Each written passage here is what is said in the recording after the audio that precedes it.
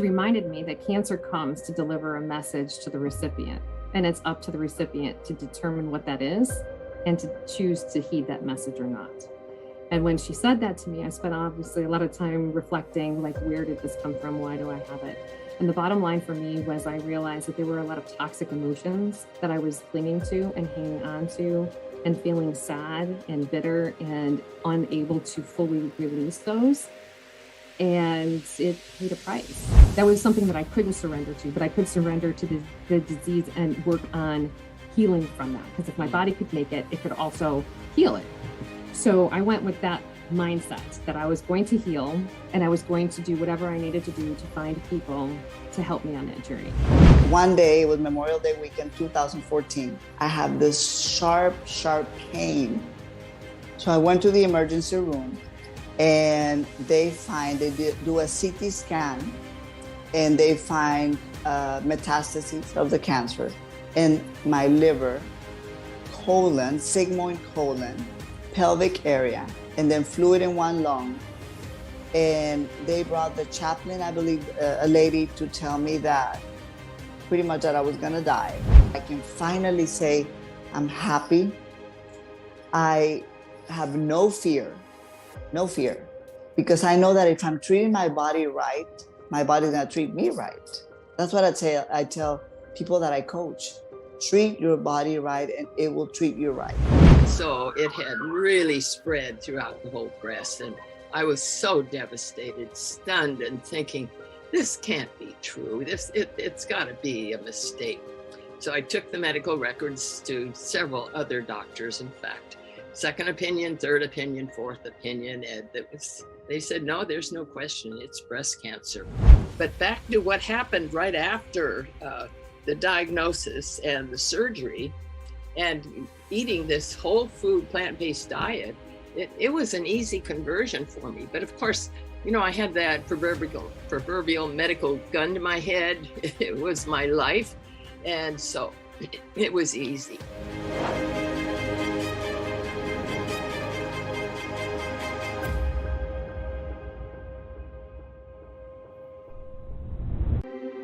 Looking at your fears as an opportunity to grow and thrive. The idea that genes turn on and off by themselves is a complete fabrication. It's not true at all. The number one toxin in the room is emotional trauma. It's kind of hard to escape life without trauma. They were going to call it a magic bullet, a biological response modifier, they called it. We've got them.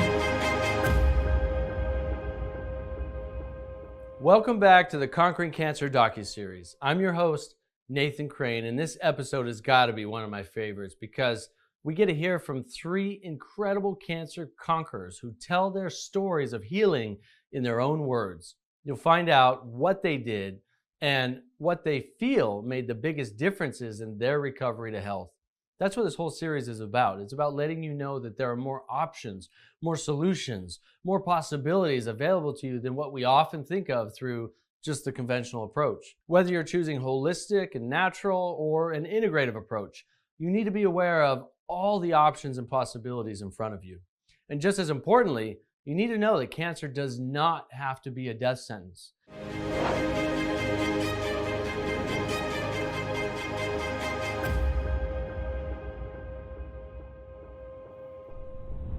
Throughout this series, we shared a number of really empowering cancer conquerors stories. And what makes these three cancer stories especially compelling is that one of our speakers was stage 3 and the other two had stage 4 diagnosis, and one of them is still thriving 40 years later. I can't wait for you to meet all these amazing cancer conquerors to hear how they reversed their cancer and are remaining cancer-free today. And since we're winding down on our free viewing period, I want to remind you that the discount to own this entire series is going away soon. So if you'd like to own all the videos, all of the interviews, all the transcripts, all the amazing Cancer Conqueror stories, make sure to grab your ownership package today. With that said, let's dive in to this really inspiring episode.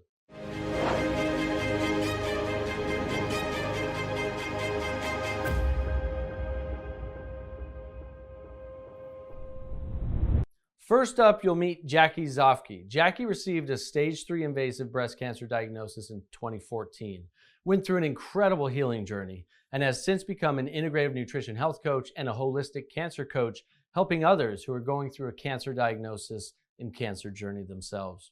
We're going to dive in today into her own healing story, what protocols she followed, what changes she made in her life, what she did to help heal from cancer, the challenges, the struggles, and the successes. Thank you for being here to share your story. I appreciate you saying yes to this. Oh, thank you so much. I really appreciate and feel honored and humbled at the same time for being here. So let's go back to 2014. So you were diagnosed. What was that experience like for you? Walk us through that, if you would. You went into the oncologist's office. How did they diagnose it? Was it a routine checkup? Were you having symptoms? Can you take us through that, if you don't mind? Sure. Well, for over the years, for probably about a decade, I had been going for mammograms because of the age and a lot of the things that people were recommending. And I had a lot of lumps and bumps, and they would go away. They seemed to be like kind of in line with my cycle, and they would go away. And then this one was a little bit different because this one seemed to make some changes visually, as well as you could actually it was tangible. And so I had decided I would go for a thermogram. So I went and I got a thermogram, and the thermogram results showed a lot of vascular activity right to the area of where I had that physical lump. So we decided, the doctor and I, to go and get an ultrasound. And the ultrasound told me that it was benign, it was nothing. Well, then my doctor went away for about 3 weeks, and she was consulting with her colleagues and came back and said, it's not nothing, we need to get this checked. So she suggested I go back for a mammogram. So I did. So I got the mammogram, and they told me I was fine. And I argued in my little white and pink gown. And I really wanted to walk out that door, but I knew that there was something because I had seen those images. So I went ahead, and the tech heard what I had to say, went back, and the radiologist did another couple slides, came back, and they told me I was fine. And I was muttering all the way out of the door. About 3 or 4 hours later, they called me back and they said, the radiologist decided to talk with his colleague, and they decided to send you for an MRI just to be sure. Nothing suspicious. That's a lot of testing, a lot of scans in a very short amount of time. Yes. Yeah. So essentially, that had to be pretty scary too. Yes. Essentially, it was like from October when I had the thermogram. The end of October is when, I got the results. Beginning of November was the ultrasound. Right before Thanksgiving was the mammogram. And then the beginning of the month of December was when they had suggested I go for an MRI. So there was just a lot of ups and downs for sure in my emotional and mental state at the same time. So the MRI results came back, and I went to go pick up the results because my doctor's office somehow didn't get them. And I picked them up. And of course, I'm a bottom line person. So I was like, blah, blah. First couple pages, give me the bottom line. And sure enough, in all caps, it said, highly suspicious of malignancy. There it is. So from that, I left the city of where I am, and I went to Columbus, Ohio. And I sought doctors there, and they went ahead and they reviewed everything, and they said, let's do a biopsy. And December 19th is when I got that call that no one wants to get from their doctor, stating that it was invasive lobular carcinoma. And what'd you do from there? I mean, had you already been steeped into, a more natural lifestyle? Was this, brand new for you in terms of discovering what you wanted to do to help shift your life, your diet, all these things? What were the next steps for you? But what was your mindset from that point as well? Well, I had already been on a pretty intensive healing journey, probably about 2 or 3 years before that. I went ahead and decided to be a vegan. So I had eliminated, the dairies and the meats, and just was really intense on a plant-based diet, and also increasing exercise. What led you to that? So those actually was through a prayer. I wanted to go, and I went through the Daniel fast. And when I had been finished with that 3-week process, I decided I liked how I felt. Mm. And I decided to go ahead and create that into more of a lifestyle in hopes of staying well. So were you struggling with your health at that point, and that was kind of led you to that, or were you feeling other health challenges you were dealing with before then as well, or no? Not really. I mean, there was a time probably maybe 10 years before that, but I was going through a very traumatic life change at that point. And so a lot of levels were a little bit off. But then once I got, healed from that experience, then this seemed to be okay. And so this was just one of those things where I felt like I was just fine tuning what I thought was already a, Mm. a good, healthy point, which I've learned was not necessarily the case, because I felt fine. And that was the thing, I felt fine. I looked fine. My lab work every year was fine. It was just really something that I was glad that I was doing the monthly checks, and then decided to go ahead and get the thermogram for sure, because I say, and I know some people have found mammogram has been helpful for them, but for me, I say that thermogram actually saved my life, because mammograms and ultrasounds failed me because they passed me. Well, it's powerful because mammograms actually can spread cancer. We know that. Mm. Thermography, though, is super safe. And if you have a lump, right, and then you do thermography and you see that it's highly inflamed, it's highly suspicious, right? Mhm. It's got a lot of vascular activity there.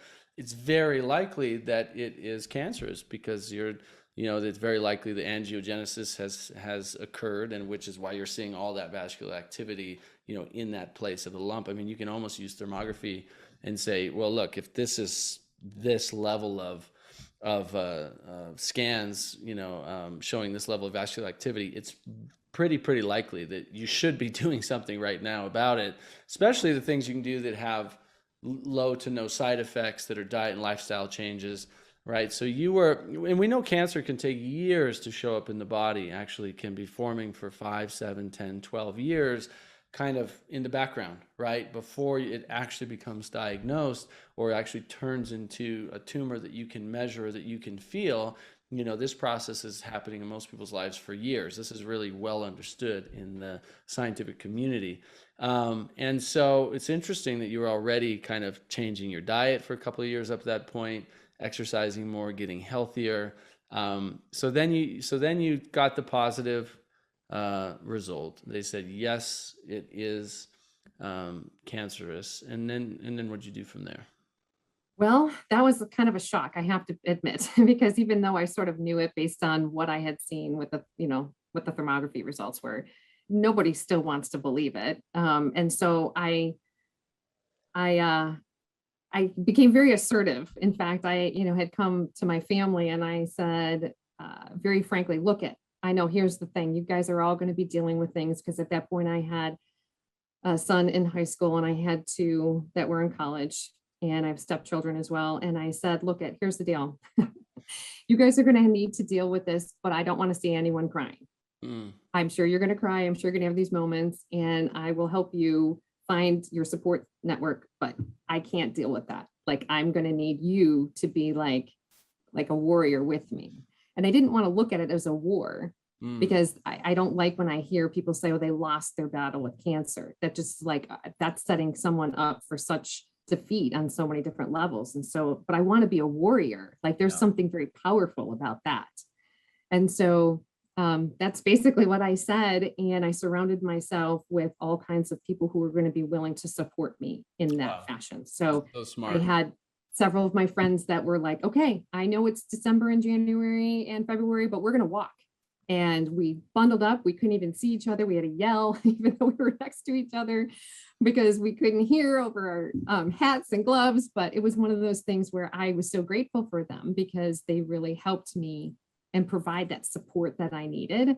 And of course, now everything that I've learned about breast cancer, and just the lack of support that oftentimes women feel, or the lack of connection that leads to that diagnosis, I realized just what I really needed. And I think that was the thing for me, was finding out what was the root cause. Like, where did this come from? It wasn't something that really ran in my family. I had like 2 cousins and an aunt that had cancer. No one else in my family had cancer. So just recognizing those things, kind of like what you said, Nathan, as far as like the thermography. Had I had the thermography years before, they may have been able to see some of that inflammation and been able to Absolutely. give me some of those tools that could have reversed or delayed it even further. So those are some of the things that I guess I kind of did. And then I just started on this war path where it was like, okay, what do I need to do? And of course, it's very overwhelming when you get that diagnosis, especially right before Christmas. And there's a lot of fear, there's a lot of angst, there's a lot of anger for me because I was frustrated because of the changes I had been making. Yet at the same time, I was like, all right, I know that there's going to be some good that's going to come out of this. I don't know what, and I can't see it right now. But like I say to people, that getting that gift of cancer was one of the best gifts I got, because I learned how to finally live by almost dying. And it's like pretty powerful to have that. And I'm grateful for that. If you would have asked me this, in 2014, 2015, that would never have been my response.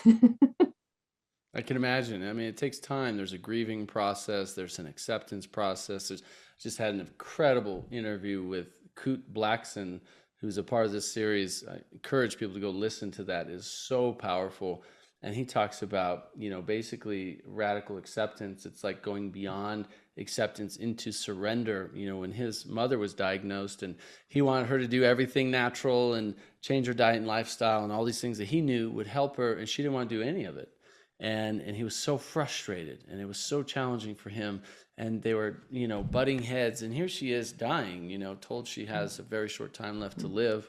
Here he is trying to help her survive, and she doesn't want to do any of that. And so he got to a point where he kind of grieved through that, totally accepted and even surrendered to his mother's wishes. And he said that last year with her was the best year of his life. Because of that surrender, he got into just deep love, deep, profound love for his mother, and spent so much quality time with her, and says it was the best thing that ever happened, and she did pass away. She went through conventional treatment, she did chemotherapy, and she didn't survive it. And which was very sad to hear. But, getting to that place of just total, like, she completely surrendered to the fact that she was going to die, and she accepted it. And she was in total peace about it. She wasn't afraid of it. She wasn't, she's like, I know my soul's going to live on, whatever life it goes into the next. I really believe that, and I totally am at peace.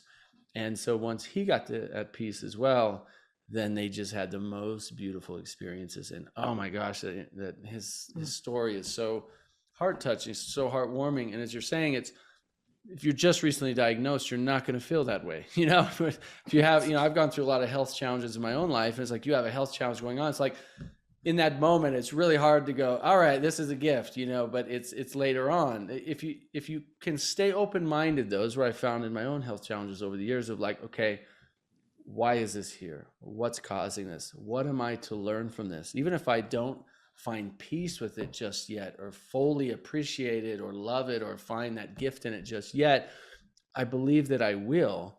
And so what's going to help me find that gift in it? Well, what's it here for? What's it to teach me?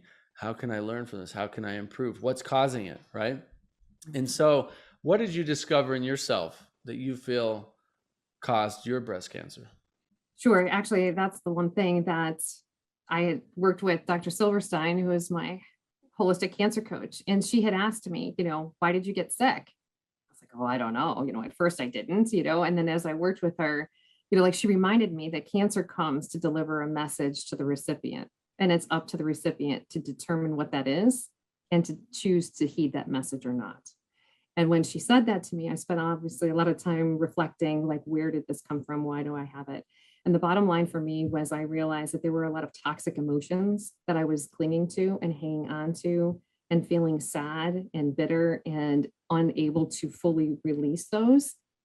And it paid a price. And that's why one of the things that I work with people is just about that incredible amount of emphasis on relationships and the healthy connections that we can have in those emotions, and how stress and the thoughts that we keep, that's why I tell people, it's like, it's amazing how the thoughts can keep you well or encourage illness. And we get to choose those thoughts. Like sometimes I have to say out loud, okay, not today. We're not going to have that thought today because they'll sneak in, because let's face it, there are going to be challenges that we're all going to face. And when it's a health challenge, even through that process, I had to tell myself like, no, we're not going there. Nope, we're not going to go there because we can't, that's not going to serve us well. And we have to find a way to like deal with it. And I think someone once told me that it takes 90 seconds for the human to feel an emotion fully, to allow the body the chance to experience that without judgment, without wondering where this came from or blame, but to allow the body that time. And then the body feels supported, it feels comforted. And then it doesn't have to keep it. You know, the body keeps the score, as they say. And if you're just compiling all of these things, it's like it becomes a toxic load. And ultimately, for me, it wound up in a tumor. Yeah, it's such a common story. I mean, so many women that I've interviewed, you know, even with breast cancer, you know, and I ask, they say, well, I was stressed out. I was pushing myself too hard. I wasn't taking care of myself enough. And I know that's what, you know, led to the cancer, or certainly contributed to it. And scientifically, we also know that's true. We know that, you know, that an imbalance in hormone production in the body in men and women, you know, through stress, through fear, anger, anxiety, even these low-grade resentments or subconscious, you know, belief systems or trauma, you know, that happened to us when we were younger. These things store in the body energetically, but they store in the body physiologically at a cellular level that literally can break down the DNA and lead to cancer, right? So that's why when you say it's a gift, you say, what's the message in it? What's this here to teach me? You know what? It is a lesson. It is a gift. It is an opportunity, right? And we can find those answers. And doesn't always mean we're going to completely heal from it, but it could bring us to a deeper sense of deep appreciation and love and happiness and at least peace in our lives, right? Which I think, excuse me, all of us are looking for at some level, in addition to being healthy and vital and feeling good. So when you were after your prognosis, they recommend surgery, chemotherapy, surgery, chemo, radiation. Did you do conventional therapy? What did you do, if so? Sure, I did like a hybrid, I guess you'd recall it, because I did decide to agree to a bilateral mastectomy. And they did do a full axillary dissection, which means they removed lymph nodes underneath one of my arms because it was the left side that was affected, and they removed 47. There were 9 lymph nodes that were affected of the 47 that they removed. And then I did 1 dose of chemo, and I honestly didn't want to. My heart of hearts was telling me that that wasn't really an avenue meant for me, but I did for one reason or another. And literally it was about 10 days after I was in a hospital bed, and I was not doing well at all. And one dose, wow. Just 1 dose. And it was the Red Devil is what they called it. And literally within minutes of it going up through my hand and my arm began to turn red and itch. And I was asking, you know, what was going on there. And they're like, oh, that's normal. That's fine. That happens sometimes. And in my mind, I'm like, I think my body's rejecting this right now. I think I'm having an overreaction. And I believe that that was the case, because the levels that were supposed to go up went down, and the levels, you know, vice versa. And so my body was essentially going, what is going on? This woman has done nothing but treat us well. And now she just infused us with this. And so while I was in that hospital bed, it was just me and God. And it was a moment for me where I really heard, it was almost audible, one and done. What do you mean one and done? And then I just went through prayer and meditation on that and thought through, it's like, yeah, you know what? I'm not doing this anymore. I am going to fully pursue working with Dr. Susan and just see what other modalities might be out there to provide me with the healing. Because like, I believe that when the diagnosis comes, you have to pick a fear. Either you fear the disease or you fear the treatment. And for me, I already had the diagnosis. So I was like, wow, I know what that's like. And this is not good. This was too scary for me. And it was beyond my realm of comfortableness. You know, that was something that I couldn't surrender to, but I could surrender to the disease and work on healing from that. Because if my body could make it, it could also heal it. So I went with that mindset that I was going to heal, and I was going to do whatever I needed to do to find people to help me on that journey. And I switched oncologist, and now the oncologist that I work with said that she would have never recommended it in the first place. I'm like, I lost my hair for nothing. But it's okay. It's okay, because it really got me to the point that now I am able to speak to people and understand what it's like to lose your breasts and your hair within a very short period of time. And my daughter helped me get a Facebook. So I've got a Jackie's Journey out there, and I was able to express a lot of the emotions. Like I said goodbye the day before the mastectomy. I thanked my breasts in gratitude for the service that they provided for helping me nurse my children and take care of myself that way. But I also said, look, you're also getting evicted because you're trying to kill me, and I'm not interested in that. And so it was through gratitude, and it was through all of those processes and being able to release, kind of like what you talked about, is just having that surrender of that radical acceptance, like, okay, here's where I am. This is what happened, but we're going to move forward and we're going to go in this direction. And so then I also said, no, thank you to the radiation. I met with 3 radiation oncologists just because I asked a lot of questions, and I said, can I keep eating what I'm eating? And they said, yes. And then the more I told them what I ate, they're like, oh no, not so many berries, not so much this. And I was like, okay. Those are the things that can actually help you heal. And those are the things they tell you not to eat, right? It's so counterintuitive when you understand, when you're actually eating something, science says this is what your body needs. But they say you can't eat that because, what we're doing is destroying your immune system, and you could get an infection from, they're afraid of a bacterial infection from a little bit of bacteria on a blueberry, right? And yet that's what our body needs to survive. But you're okay eating packaged, processed, highly sugared, chemicalized food. That's okay, right? Because it doesn't have bacteria on it. It just blows my mind, but that's the way it goes. I think that's why I went to 3 of them, because I thought, this can't be. They recommended chemotherapy and radiation because your margins weren't clear. Did they say it had metastasized? Did they still, what were the reason for the ongoing treatments? Was it just like to be safe, or they said you absolutely needed it? I asked those questions, and what they basically told me was, well, it was stage 3 invasive lobular because the main tumor was 5.8 centimeters, which is pretty large. And then there were 2 other ones. One was kind of off the side of it, which was the same invasive lobular. The other one was non-invasive ductal. And they did believe that they got clear margins because they did remove all of the breast tissue and those lymph nodes. However, they said, well, you just never know, there might be a microscopic cell that gets left. And do you trust your surgeon? And I said, well, if I didn't trust you, you wouldn't have had the scalpel. And then, I don't think they knew what to do with me, really. But that oncologist ended up hugging me at our last visit that I had with him. And he has released me, so I don't have to see him anymore.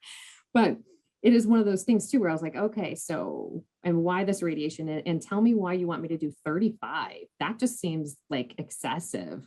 And, they basically said it was like this little rubric matrix or whatever. And I was like, yeah, but this is me. I'm not just one of those people just because of this diagnosis. I'm very unique and individual, and my body obviously freaked out over chemotherapy. Helped me understand how it's not going to have that same response with radiation.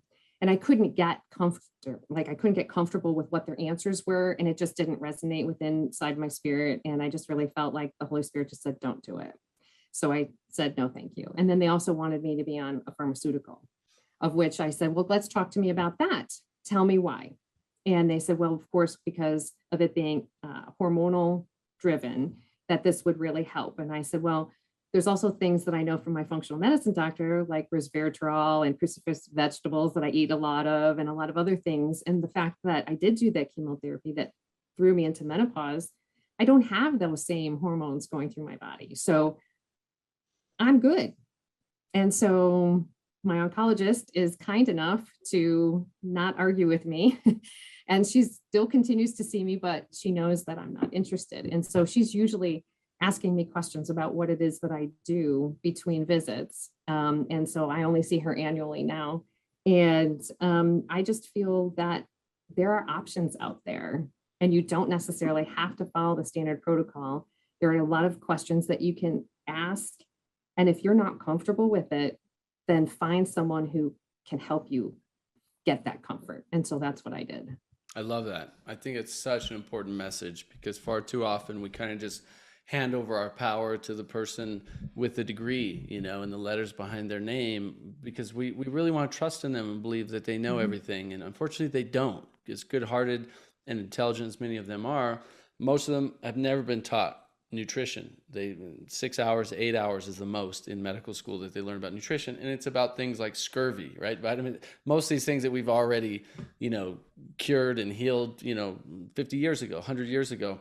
They don't learn about nutrition for cancer or autoimmune disease or diabetes. They don't learn about these holistic lifestyle changes that are incredibly effective. So they just don't know what they don't know, right? And so the fact that you were strong enough and brave enough to ask these questions and ask more questions, that's what I think everybody can be empowered to do, really, because when you get to the deeper questions, you'll often find answers that you don't like. And when you find answers you don't like, now you can ask more questions to find answers that you do like, right? Like, what's the success rate if I take this chemotherapy and radiation?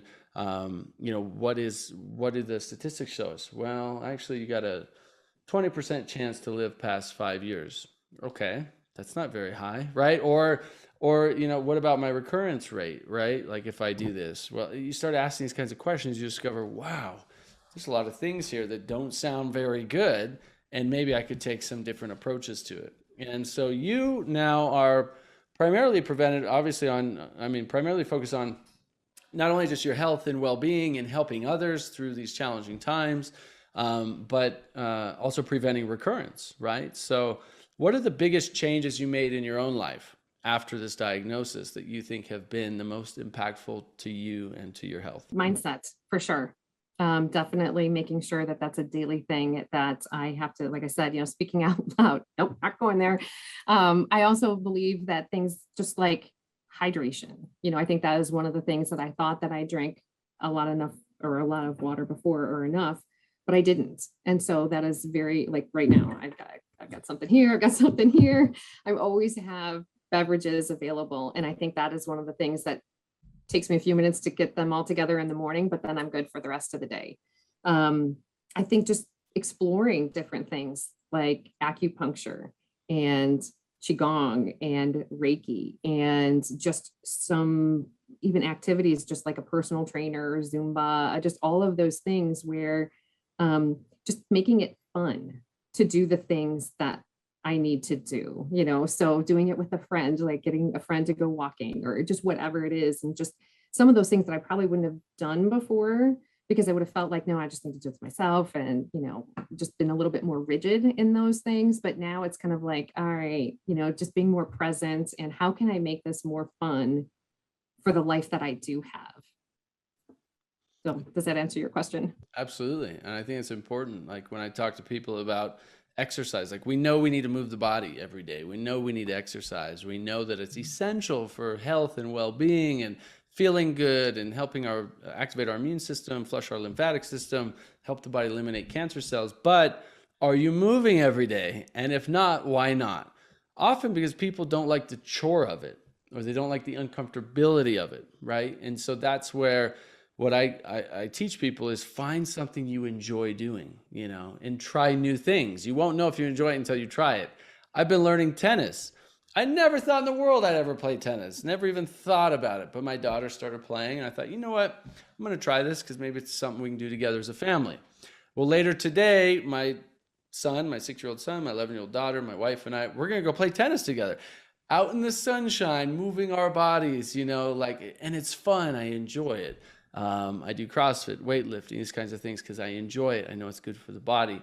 I'll get on my bike and take the dogs for a run. So that's moving, cycling, running, swimming, jogging, walking, just walking in nature, hiking, right? Tennis, anything you can do to move the body every day that you enjoy, that you look forward to, that can bring you a sense of happiness. That's the secret to sustainability in a kind of routine, a health routine. Right. And then the more you do something that's good for you, the better you feel. And so the more you look forward to that. Like, I wake up every morning, have a big glass of fresh green vegetable juice. right? And I take some supplements and amino acids and different things with that. And I take that because, one, I know the benefits of it for long-term health and well-being. But two, I feel great. I feel great. I have great energy. Digestion's amazing, right? I didn't always have that. I mean, I used to feel like crap, bad digestion, crash every single afternoon at 2:30, right? Low energy, kidney, adrenal issues, all these kinds of things. So I know what it's like to be fatigued and tired and chronically ill and throwing up from digestive issues and all that.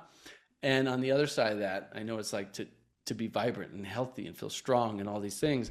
And so it's one of the reasons I continue to do the things I do. And so it's like, find things that you enjoy, right? And do more of them. Do more of the things that you know are to be healthy, that can help you to really thrive. And then 3, pay attention to how you feel over time, not overnight. Because when you change things, sometimes at first, and maybe you can talk to this, it's not always easy. It's not always pleasant. You might have side effects. You might have detox effects, these kinds of things, right? But long-term, pay attention to how you feel. More often than not, you're going to feel a lot better. Absolutely. I think that was one of the things that when I was doing the exercises post-surgery, I didn't like it. It was painful, but I knew that if I was ever going to be able to have the sensation in that side of my arm again, I was going to need to do these things. So I turned on the theme from Rocky and I listened to that because music is very important for me, and that's what I tell people, is it art? Is it music? Is it dance? Whatever it is, find a modality that can help you express yourself through that. And so I would turn music on, and that's the other thing too, just adding a 10-minute activity a day really helps to do something for you. And so I plan it the night before, and then I go ahead and I put it in my calendar and I make sure that I do it. And if something comes up, then I make sure that I still get it in within that 24-hour period. And so that was something that was important too. And I didn't like to do that because I was always taking care of everybody else. And it was like, 10 minutes. And that seemed like 10 years. But it was like, no, it was really important. And now I look forward to it, kind of like what you said. And it was awkward and it was uncomfortable. And sometimes it was painful because I was like, oh, I have these other things to do. But it's like, no, our healing and even prevention right now is so important. And so I think that was one of the things that I treasure. I treasure that time. And I just encourage that people would be able to find something, because just because it's simple doesn't mean it's easy, but it's so essential. And so have you still been on a plant-based or vegan diet? And and what changes have you seen for yourself since you've been on that now? Well, a couple years before 2014. So since 2012, maybe? 12, correct. Yeah. What I have changed is I've removed the gluten, and now I've removed some other things. Like I don't do corn, except every now and then I'll have a corn tortilla chip if I'm out with friends, but I'm talking like a couple times a year. And so I try to do whatever I need to do by filling it up with the green leafy vegetables or broccoli, especially garlic, just all of those things that will try to not only reduce inflammation, but also make this vessel inhospitable to cancer. And how do you feel? And have you done testing, nutritional testing? Have you done blood testing, deficiency testing and other cancer scans? So 1, how do you feel? And then 2, what do the tests say now? Okay. Yeah. I feel better. I guess I didn't realize I didn't feel good before, I guess, in some ways. On that point, I want you to finish that, but I want to bring this up because you're saying something so important. People today have gotten so used to feeling bad that they think it's normal and they don't know what feeling good is like. And I was one of those people, right? So I know it. I'm not judging. I've lived it, where you feel bad for so long, it becomes normalized, right? And you just think that's the way things are until all of a sudden you change all these things in your life, and then you feel amazing all the time, or 90+% of the time. And then you think back and go, oh my gosh, I felt horrible for so long and had no idea, right? And so it's like, if you don't wake up energized and ready to start the day, if you don't, have tons of energy and feel great in the afternoon when most people are crashing, if you don't, feel excited to do things and move your body and exercise and have energy after you eat and have a clear mind, if you have digestive issues all the time and things like that, if you're not experiencing this other level of health and vitality at any age, I mean, 80-year-olds, 90-year-olds, and they feel this way. I'm telling you, I have friends, 70s, 80s, 90s, who take great care of themselves and feel amazing all the time, you know, strong, vital, healthy, full of energy. If you don't feel that way, then there's something going on internally, mentally, emotionally, physically, spiritually, environmentally, that has normalized for you not feeling great, which means there's potential and opportunity for you to feel great, right? So please share a little bit more about that, because it's so important. Yes. And I think that was me, you know, I would have some aches and pains and I would like brush it off because everybody in their later 40s felt like that. Well, I'm in like mid 50s now, and I feel better than I did when I was 47, 48. And I think a lot of it is because I did reduce some of those inflammatory foods. And I have had tests that showed, you know, like probably one of the biggest things is that for 2 years, I had to go without chickpeas. That means hummus. And so that was really hard for me. But it was one of those things where just trying to clean things up because believe it or not, that one dose of chemotherapy totally changed everything. And Microbiome, everything. yes, yes. It And causes, here I we mean, are. chemotherapy can cause leaky gut, can cause these proteins to enter into your bloodstream, make you have autoimmune disease or allergic reactions to foods that normally you wouldn't. Yeah, absolutely. That's actually what I have been facing. And so been trying to work on doing that. So even like some of the good foods, like, you know, some oats and, you know, some other things that I was doing in lieu of, you know, anything that's gluten or what have you, I've had to remove. Oh, watermelon was one of the ones. I was like, what? Just all of those things. But I do a lot of the testing in between. Like I always tell my oncologist, I'm very busy between the time you see me and the time you see me again, because I work with a lot of different healers and they do the different testing, whether it's urine or saliva or stool or blood. And we just kind of work through all of those things, even energetic muscle testing. And we have now worked on a lot of that detoxification. And I used to have a lot of like throat clearing, and I always thought that was normal. Well, I did now working through a liver detox because, of course, the chemotherapy hits the liver pretty hard, and that's where we process so many things. And I don't have to clear my throat anymore, and it's very pleasant.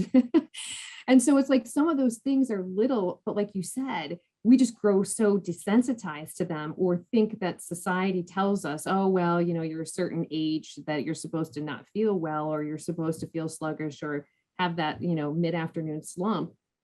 I don't experience that, you know, especially now. I've never done caffeine since I was pregnant with my daughter, and she's going to be 28. And so for many years, I've been naturally caffeinated, but also at the same time, I would still experience some of those lulls, and I don't anymore. So yeah, so to answer your question, you know, as far as I feel, and yes, those are some of the tests that I've experienced. And like even the use of, we now have an infrared sauna in the basement. And so working on doing that has really helped on so many different levels too, just to make sure to sweat. And I didn't like to sweat before, but now I love the fact that I sweat because I know that that means that toxins are being removed from my body and my body is able to flush them out. Whereas before, I don't think I could sweat as much because I think there was some blockages and it was sluggish. And you didn't like it, so you're probably resisting it too, right? Right. It's so funny when we actually learn more about our body and our physiology and our biological mechanisms, that it's like, oh, the thing I used to not like, it's like now I really appreciate it because I know it's doing what's supposed to do. You know, elevated heart rate, right? If you have high blood pressure, for example, you know, high blood pressure is not the enemy. Like you don't go after the high blood pressure. That's what our doctors do, but you wouldn't want to go after high blood pressure. High blood pressure, your blood pressure increases because your arteries are clogged. So your body is trying to compensate to get more blood moving through so you don't die. So you don't go and try to lower the blood pressure. You go and try to clean up the arteries, right? It's just like, oh, common sense things that unfortunately our doctors, you know, they're not trained in a lot of that because they're trained in pharmacology, drugs, you know, Band-Aids, you know, to cover the symptoms, not the root cause. And it's unfortunate, but a lot of this stuff we're talking about is getting to the root cause. And so now you've been, you know, 2014, You went through all that. You didn't do chemotherapy, radiation. You changed diet, lifestyle, mental, emotional, really focused on a more positive mindset, not letting those doubts and negative thoughts creep in. I love how you say, nope, not going there, not today, right? If I ever have like a thought that comes in anymore that's negative or whatever, I actually visualize it just going up to the sky and like bursting into 1,000 stars, and it's gone. It's like, that's how I have dealt with those. It's like, oh, nope, psh, nope. And then I change it, something positive. It's not denying it and hiding it and locking it away. It's like, no, I don't want a negative thought. I want a positive one. So switching it, right? I mean, we have that power in our mind, and we know the power of the mind, even scientifically, is unbelievably powerful for helping either create disease in the body or help our bodies heal from disease. So, and have you had any scans recently? Have you seen the cancer come back at all, or you're cancer free? I am no evidence of disease. Thank you kindly. Jackie's healing story was powerful, wasn't it? Well, up next is another healing story that's just as incredible in her own unique way. Pilar Davila is a stage 4 terminal cancer conqueror. After treating ovarian stromal sarcoma stage 3 cancer with surgery and a full hysterectomy in 2010, doctors revealed to Pilar in 2014 that the disease had returned with a vengeance and that it spread to her liver and pelvis and colon. With little hope from conventional medicine, Pilar was determined to find a better answer and take her health into her own hands. She never gave up and kept seeking solutions and answers, eventually becoming a wellness coach and a PMF practitioner after discovering that cancer can be healed. Pilar, thank you so much for joining us. Thank you, Nathan, so much. I am so happy, so excited to be here, to be able to do this, because we got to bring hope and help as many people as we can, and as hope this helps. This will help, and your story is incredible. I'm excited to get into it and share with everybody tuning in, what you did to overcome cancer, and what was it like for you, and what steps you took, and the solutions you found. So let's go back to 2010, during your first diagnosis. Can you share with us a little bit about, what the doctor told you, and what was that experience like? What were your thoughts and emotions and feelings at the time of your diagnosis? In 2010, I did not feel good. At the beginning of the year, I knew there was something wrong. And by the summer, I was feeling very bloated, tired. I kept drinking energy drinks, and my life was very, very, very stressful, chronic stress for years, bad diet for years, unhappy, everything. I was doing everything wrong. And now I know that, but I didn't know that back then. So I go to the doctor, regular doctor, and I tell him about the pain and pressure I'm feeling, and to please do an ultrasound. He didn't want to do it. Finally, he did. Found 2 big tumors, 11 centimeters and 8 centimeters on the left ovary. So then, I go to a gynecologist. She, sees the results and decides that I was fine, that there were cysts, that it was normal. But she did say they were too big. I said, please take this out of my body. For many reasons, like not having the best insurance, they didn't want to do it. I was very persistent. Finally, they do a surgery. They take him out, 1 ovary and the 2 tumors, and it was ovarian stromal sarcoma. She said for me not to go to the internet and research, that there was a lot of misinformation. And she said that we had to do a full hysterectomy. So I went to MD Anderson, I went to Texas Oncology, I wanted 3 opinions, and everybody said the same thing: full hysterectomy, which to me is really not necessary. And if it really is, it brings a lot of other bad things, having a hysterectomy, a full hysterectomy. So my intuition said, don't do it. So they gave me, after the full hysterectomy, a medication, Femara, that I was supposed to take for the rest of my life. It's an estrogen blocker with chemo. I took about 20 days of it, and I felt very disoriented. My whole body hurt. I couldn't get out of bed. I ended up in the emergency room, and they didn't know what it was. They didn't know that it was a medicine, even though the side effects were right there. I said, I'm not taking this. But I continued with my very toxic life, drinking, smoking, eating junk food, unhappy, stress, and now with a cancer diagnosis and severe stress. And I think having a full hysterectomy and not having hormones, because you're not supposed to take any hormones, is you get more stress. I mean, you don't feel good. So, I kept doing the same thing. And then he gave me a bunch of medications. He said to take 4 different medications like Ambien, Effexor, all the medications. I did not want to take them. So I just took like an antidepressant and something for anxiety. And I said, doctor, I don't need something to sleep or for depression. I need hormones. No way. Of course, I understand. So I kept searching for something natural, but my life kept getting worse and worse, my stress level. And in 2014, I had constipation. I was bleeding through the rectum, and I just didn't feel good. One day, it was Memorial Day weekend, 2014. I had this sharp, sharp pain.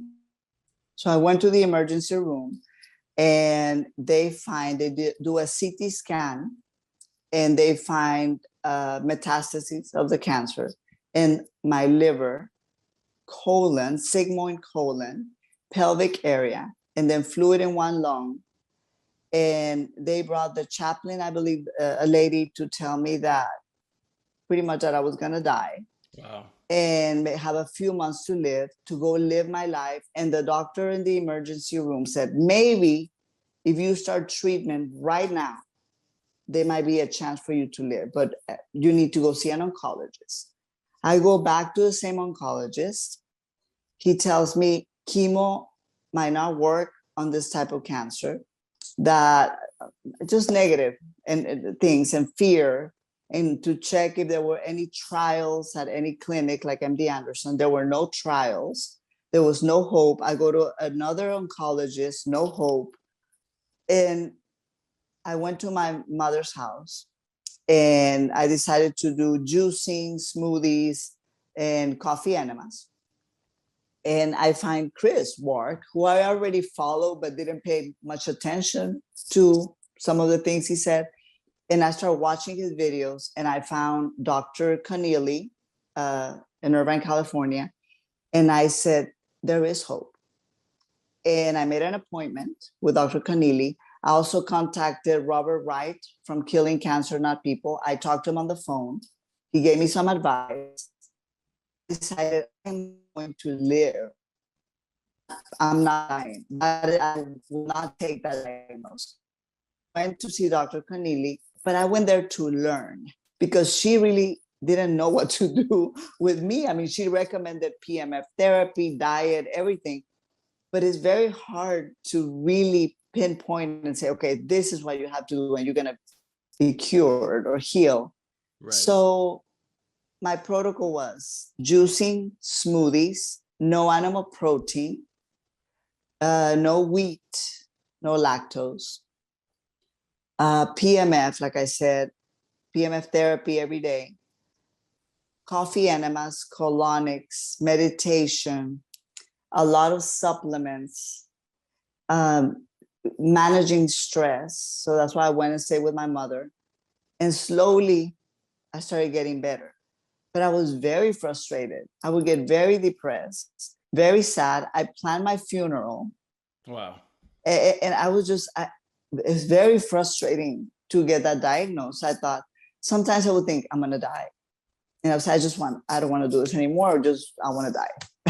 and I had the first 3 years, 2000, I would say 14 to 17, it was a struggle. But then I started seeing my MRIs and CT scans get better and better. And I started feeling better and better. I didn't need to take pain medicine anymore. I had a lot of energy. My mind was very clear. And I thought, it's not really the lack of hormones. It was how toxic my body was. Extremely toxic. And my life, and I didn't know my life was toxic. A lot of us live a very toxic life and we have no idea that we're living that life. And if I see my life 20 years ago and now, it's like black and white. So the key to me is to continue every day living this life. And it's very easy for me. So this is incredible. I mean, truly, truly inspiring. One, that you were given no hope, and yet you still were seeking hope, seeking solutions, seeking answers, which led you to the juicing and coffee enemas and Dr. Keneally, who I know really well, is a good friend of mine and a colleague, and led you to PMF therapy and all these other things that you committed your life to doing to help you heal. One, I mean, that's just incredible and truly inspiring. And two, I want to get into some of those therapies and what exactly you were doing and all of that. But you were just telling me offline that you recently had a scan, and you had a totally clean scan. So how long was it from 2014, where cancer had metastasized, it basically spread all over, until you started this natural holistic approach to healing, until you got your clean scan? How many years was it? So I got diagnosed in May 2014, the second time. Immediately in June, I started doing everything. Immediately, you have to act fast. You can't waste time and dwell and be sad. You have to act if you want to live. I have two beautiful daughters are my life. Okay, so that's what motivated me. So it took me 3 years and months to get rid of that colon tumor that was 5 centimeters. And then the liver went from almost 7 centimeters, and another one, I believe, was 4 point something. So let's say 7 and 4 centimeters to 12 millimeters. Wow. But guess what? In 2018, here comes the stress again. So I said, okay, what am I doing? So I go to the beach on a vacation with my kids. I reconnect with nature, reconnect with myself. And I said, okay, come on, you have to take care of you again. So I did. And I just finally got checked again, my CT scan, ultrasound, blood work. And really, I couldn't believe how it was clear. And I saw 3 doctors, one in Mexico, one here in Texas. And I'm very happy. But you know what made the difference? I decided to distress my life. Of course, I got a divorce a while back. And if people are stressing you, if people are making you unhappy, stay away from that, because your life comes first. So 2014 till now, I think 2021 is the year that I can finally say I'm happy.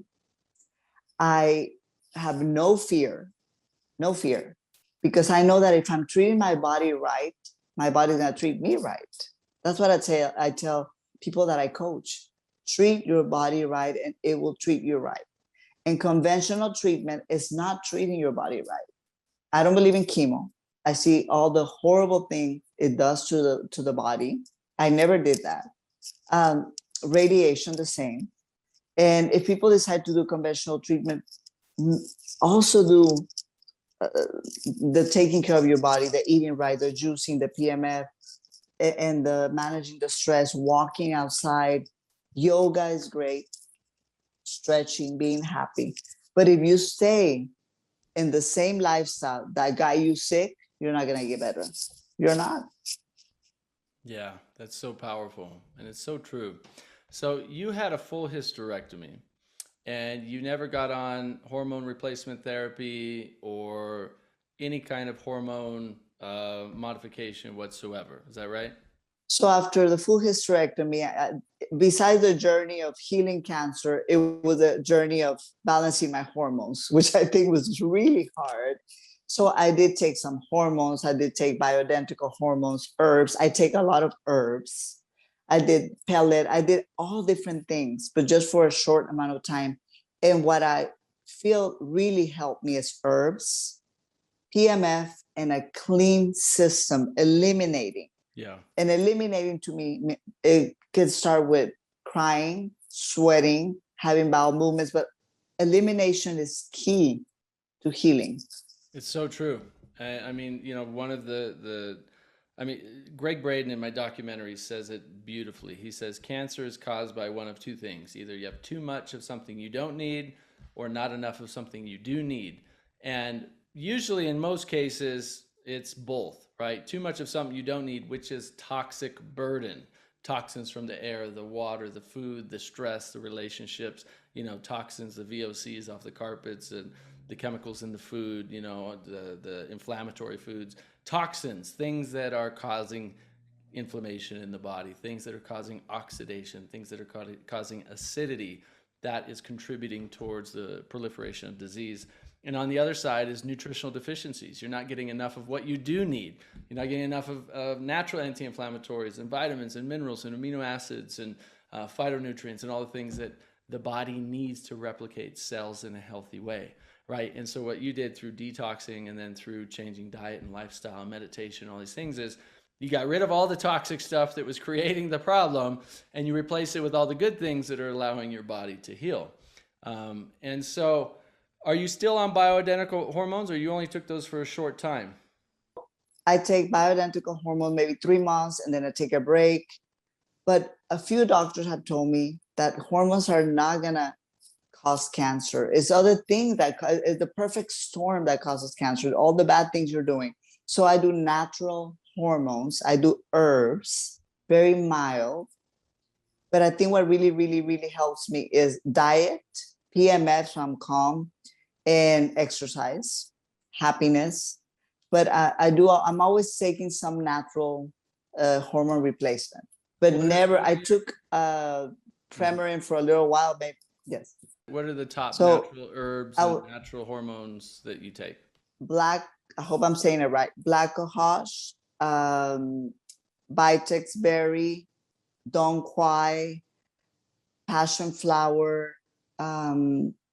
There's a few in a formula that takes about 8 herbs, all in one, maca, all in one. There's a supplement that I when I coach people, I recommend. So that combination of herbs helps you with hot flashes, to feel more at ease, to feel more focused. But I think when you live a healthy lifestyle, you're going to feel better. You just are going to feel better. I have my moments, of course, a little bit of mood swings, but I don't have hot flashes. I can sleep. I do take CBD oil at night. But I've learned to balance my life and doing the same thing every day. What I recommend is don't change protocols. Stick to one thing. Find the protocol that works for you and stick to it. Your juicing protocol, what did your juicing protocol look like early on? What kind of juices were you doing? How often? How much juice? And what's your juicing protocol look like now? Is it the same? Do you do more? Do you do less? Can you share that with us? I started with 8 juices a day, so a gallon, let's say, and 1 smoothie with spirulina, chlorella, moringa, which I love moringa. I take it every day. And juicing celery with cucumber, ginger, beets, carrots. That's 2014. Today, I juice every day. Just like people need their coffee, I need my green juice. I feel great. I had just had about 24 ounces before this. My favorite is celery, cucumber, ginger, and a little bit of pineapple for flavor. And then I add a little bit of aloe juice sometimes. That I can drink that every day and I don't get tired of it. But I still juice every day. I have a smoothie about 4 to 5 times a week. And I do a protein powder, berries, spinach, kale, a little bit of coconut water, moringa. And my super detox, that's a product that I created on this journey. I created a product that has turmeric, flaxseed. So I put that powder, and that's like my superpowers, I call it. I try to have that 4 to 5 times a week. And I won't change. I mean, this is how I live now. Yeah, it's beautiful. I mean, it has to become a lifestyle, right? Like you said, if you go back to the life that created the cancer in the first place, once it's gone, it will likely come back with a vengeance unless it becomes a lifestyle. I'm the same way. I have to have juice every single morning. That's how I start. Green vegetable juice every single morning. If I run out of juice, I have backup green powders, organic green powders, right? Just to start the system with all that nutrition is such a great way to start the day. And you were doing so almost a gallon a day. How long were you doing that for? And that was carrots, beets, celery, cucumber, ginger? Yes. Yes. So I would change it. Sometimes it was all carrot, lemon, and beet, and then the green separate. Just put those nutrients every day in your life. I Kale, you did were that, doing and then kale, were you doing cruciferous vegetables like kale and yeah, cabbage and yes, bok yes, choy, things like that? yes. But that was more in my smoothie. So a Okay. lot of juicing, and I would change it every day. So and I got a little bit of help. Sometimes I didn't even know what I was drinking. I was so weak and in so much pain, but it was all greens, and a lot of carrot and beets. Uh, so I did that for about 4 months, and I felt great. I was just weak.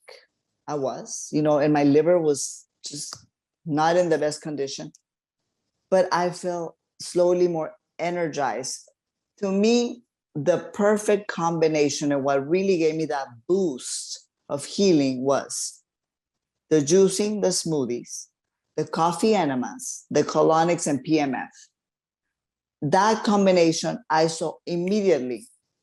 A change in my life. So I decided to buy a PMF machine and get certified. And I still do it every day for 10 minutes, about 5 times a week at night. Uh, like I said, I continue living this lifestyle. If not, I wouldn't be here. I wouldn't be so excited. I have a lot of passion for what I do. And when I see my clients getting better, it motivates me to keep going. Coffee enemas are really easy. You can do at home, right? You just get a home Mm-hmm. kit, you do a Mm-hmm. coffee enema. Mm-hmm. How often were you doing those in the beginning? Were you do them every day? Every day, 2 times a day. Mm-hmm. And at first, when somebody gave me that bucket and the Gerson book, I was like, no way, I'm doing that. At one point, they did an ultrasound and it said my colon had excessive stool. So that really scared me. I said, okay, I got to do this. There's something really wrong here. And because I had a horrible diet, a lot of red meat every day. So I started doing coffee enemas twice a day, which was great. I fell in love with those coffee enemas. Till this day, I do them 3 times a week. So 2 or 3 a week. Your brain relaxes. I do them at home. I also do wheatgrass enemas, probiotic enemas. And then I get a colonic every other month or so, depending. But yeah, it's very important. Believe me, I did not want to do them. And now I really, really love doing coffee enemas and colonics. And I was really scared. I want to highlight something here. I think that's really important about your own story is when you started for the first few years. Really, you're really in the core of your healing. You were doing things from a therapeutic approach, right? A gallon of vegetable juice every day, a coffee enemas twice a day, right? PMF, I'm guessing, and you can share with us, multiple times a day, right? All these things is more of a therapeutic approach. And then as you healed, now you're on a more of a maintenance approach, a maintenance protocol, something where you're still doing all these things, most every day, but you're not doing 2 coffee enemas every day. You're doing them 3 times a week, right? You're not drinking a gallon of fresh juice every single day. You might drink less than that, right? Maybe half of that or so, right? Once you heal, you can kind of transition to a what I would call a prevention protocol. So people tuning in for preventative information, what you're doing now is prevention of reoccurrence, prevention of getting cancer for people tuning in, or maintenance protocol, a thriving protocol, to keep you energized and healthy and vital. But when you have cancer, it's like you throw the kitchen sink at it and, go all in at it as much as you can, as often as you can. Some people hear, oh yeah, okay, vegetable juice, I'll do that. We'll see what happens. And they have 1 glass a few times a week. And that's going to help a little bit, but it's not going to move the needle for you, right? What's going to move the needle is to go all in with the vegetable juice. Do a coffee enema once a week.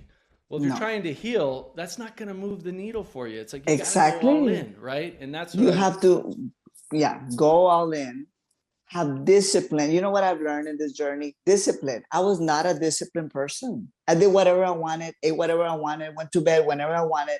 And I learned discipline is very important. It taught me that. And right now, I guess you can call it maintenance, but to me, it's a lifestyle. And I really love my life now. I never thought I'm 50 years old. I used to not want to say, oh, I'm 40. Oh, no. Now I'm proud to say my age because I at 25, I did not feel this great. I felt the worst in my late 20s and 30s. Yeah. So, yes, it's a lifestyle. But you know what, Nathan? I learned in 2019 that happiness is so important to heal. I see that a lot of my patients, clients, when they're very lonely or they have a lot of fear or resentment, they die faster. When they're very negative, and I try to be positive every day. And I used to lift my hands and say, I'm healing, thank you. And I had tumors all over my body. And I would still say, thank you. And I would go outside and my daughters thought, you're crazy. No, that's what's going to happen. I'm going to heal. Yeah, your words are so powerful, and you're a living Mhm. testament to that, right? As you believed you were going to heal, you reprogrammed your mind, which helped to, basically help express the genes in your body to heal, right? Your thoughts directly affect your genes in your body and can turn, genes on that we don't really want turned on, and can turn genes off that we want turned off, right? Literally by our thinking and our emotions and how we feel. We have an entire episode in this series on the science of that and the biology of belief and how important your mindset is for healing. And you're a great testament to that. And so I want to ask you a question about that. How often did you meditate in the beginning or during more of your healing phase? And do you still meditate now? And what kind of meditations do you do? I like to create my own things, So at first I started learning about meditation, and it's not the easiest thing to disconnect. So at night, I would just relax my mind, play some music, and for 10 minutes, just repeat, I'm health, I'm abundance, I'm joy, I'm health, I'm healthy. Thank you. And I will give thanks. And I will say, talk to the universe, talk to God, hold my hand, guide me, guide me. And I would just repeat until this day at night. I repeat that I'm health, abundance, and joy forever. I mean, I've been saying this forever. And just have a quiet moment. It can be 10 to 20 minutes. And talk to your body, talk to your organs. I talk to my liver. Thank you because you're healing. And just that's something very simple. We just have to do it every day. And I still do it. I still do that. I do yoga when I can. I go walking outside, even if it's hot outside. I love the sun. So I go to the beach. There's a beach 20 minutes away, and I go at least, if I can more, but twice a month. And I walk on the beach and I lay on the water and I let the waves, in the water kind of heal me. But I try to connect with nature. We live in boxes. My kids also think I'm crazy when I say that, but we live in a box, with artificial everything. You have to be outside. Like right now, after this, I'm going to go walk for 30 minutes. It's 100 degrees here, but I've learned to appreciate the rain, the sun, everything. I see life so different. Complaining about silly little things, I don't do that anymore, because I'm alive. That is so powerful, right? Those little things that you used to think were so important, that bothered you so much, they don't bother you anymore. And it's just a shift in mindset. It's just a shift in the viewfinder that you're looking through, right? As you look at the world differently now, it sounds like with appreciation and with gratitude and with love and care. And that's really, anyone can do that. You don't have to have a life-threatening moment for you to appreciate all the little things in life, right? But that's why sunshine in the air. Mhm. Far too often we wait until that life-threatening moment to wake us up to that. But we have a lot of people watching this who don't have cancer, who are just trying to prevent cancer. And that's a huge takeaway there, is to learn from Pilar, her own lifestyle, her own choices, her own mindset, that it helped her heal, is the same things you can do to prevent you from ever getting cancer in the first place. Is that attitude of gratitude, appreciating nature and life and all the good things around you. I do the same thing every night. I have a practice that I look in the mirror and I talk to all my organs. I thank for my brain, my heart, my lungs, digestive, liver, gallbladder, colon, everything, kidneys, adrenals, pancreas, go through it takes a few minutes. But I say, I love you. I appreciate you. You are healthy, whole, happy, vital. And I go through each kind of organ and organ system. And it's a Qigong. It's an ancient Eastern practice that I learned from Qigong, from Wisdom Healing Qigong, of how to love your body, right? And so that little practice that you do that at night with music and going through and talking to your body and loving your body. Actually, our ancient ancestors have been doing this for thousands of years.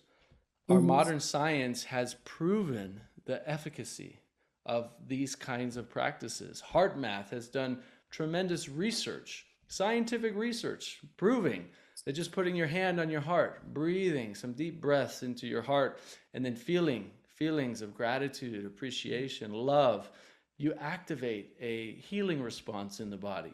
You help to balance your HRV, your heart rate variability, and increase your HRV, which leads to healing. You activate a parasympathetic response and upregulate your immune system. So, these things that you're talking about are, as some people kind of might, just brush them off as airy-fairy or whatever. It's like, no, these things work. And you feel better because of it. And you're a living testament to that. And I have a lot of people that I love, that older people that have guided me. There's this lady that I love so much. She's from Taiwan. She's 77 years old. And she taught me a lot of these things because I will go and cry. And she's like a mother to me, and tell me, talk to your organs, look at you, look in the mirror, you're healthy. And another thing I've learned is when I eat, I'm not going to be watching TV. I'm going to be with my daughters, or be thankful for the food you're eating. Don't eat processed food, okay? But enjoy your food. Make sure you're calm and you're happy when you're eating. When you have your juice, say thank you, and it's healing me and it's delicious. And at first I didn't like it, right?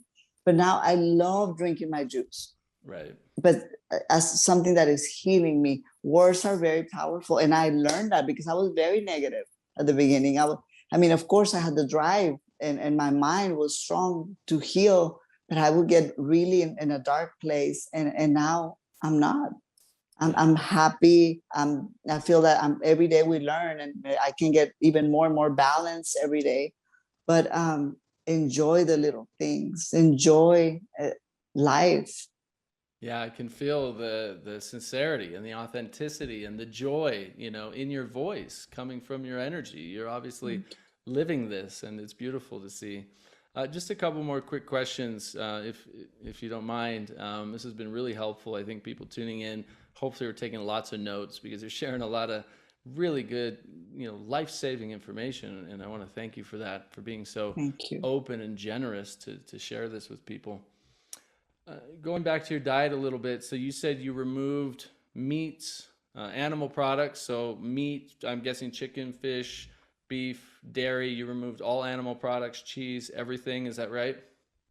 So I became vegan, then vegetarian, then vegan. And what I think 2019 to now has been some kind of learning. I don't know what happened, but I've changed. I decided that I don't want labels. Yeah, I think that's really powerful what you just said about not having to label yourself, right? It's not like I am this or that. It's lifestyle choices. And can you speak to that a little bit more? So vegan, vegetarian, vegan, and now what does your diet mostly consist of today? Okay, so like I said, no labels. That's a lot of pressure. And a lot of juicing, a lot of smoothies, Mediterranean food, Asian food, gluten-free. I try not to eat wheat, no red meat, no chicken. Once in a while, like I said, a little bit of fish once in a while, a little bit of goat cheese once in a while. But I can't tell you, oh, this is exactly how I do it. No, I fast. So I stop eating at 8 o'clock, 7, 8. And then I won't eat until noon or 1. So in the morning, I have juice and smoothies or a hot tea with turmeric or, it changes every day, but nothing processed. That is the key. Stay away from processed food. And if you were to I don't like also the word cheat days. I don't believe in that. But if once in a while you say, you know, I'm having a birthday party and I want to eat a little bit of cake, don't feel guilty. That's why you take care of your system and you're always eliminating and having bowel movements. Bowel movements, I'm always focusing on that. Very important to have the proper elimination. Oh, I haven't sweated in 2 days. Okay, I'm going to go outside and walk 30 minutes in the heat. So, yeah, elimination. Yeah, that's so important. Well, you know, you've shared so much here. I mean, as a recap, you know, lots and lots of vegetable juice, you know, just looking at your protocols, right? Lots of, I mean, up to a gallon a day as you were healing. Now more, you know, how much do you drink per day now as kind of just an ongoing healthy lifestyle? About a liter. About a liter, okay. So, And yeah. then if I do a blender of a smoothie, I drink the whole blend, everything, the whole blender. Yeah. So, you know, so mostly plant-based diet, right?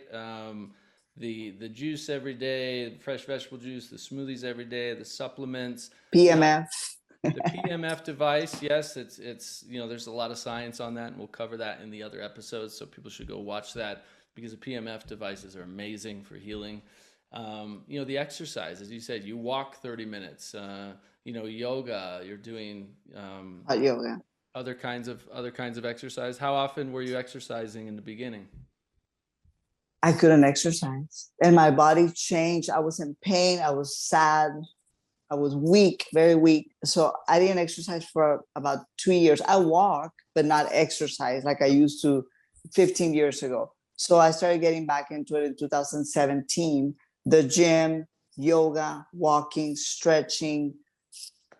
Beautiful. Yeah, Yeah. things So like what that. would you say now? Half hour a day, 5 days a week? What does that look like now, roughly?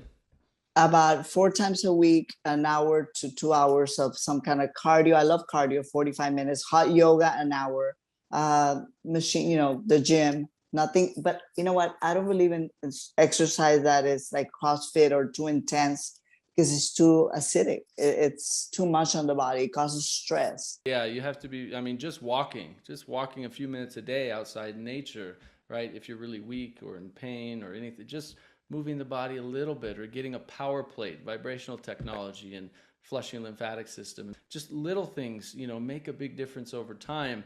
You don't have to go to the gym for 2 or 3 or 4 hours, right? I mean, just walking a half hour a day when you can, for someone that doesn't walk at all, building up to a half hour a day will make the world of difference to flush the lymphatic system, get the body moving, and make you feel good. And then you can listen to your good positive programs, you know, on your earphones when you're walking at the same time, right? Or Which I don't, which is crazy. I meditate when I walk. yeah, Can you believe it? I just like disconnect.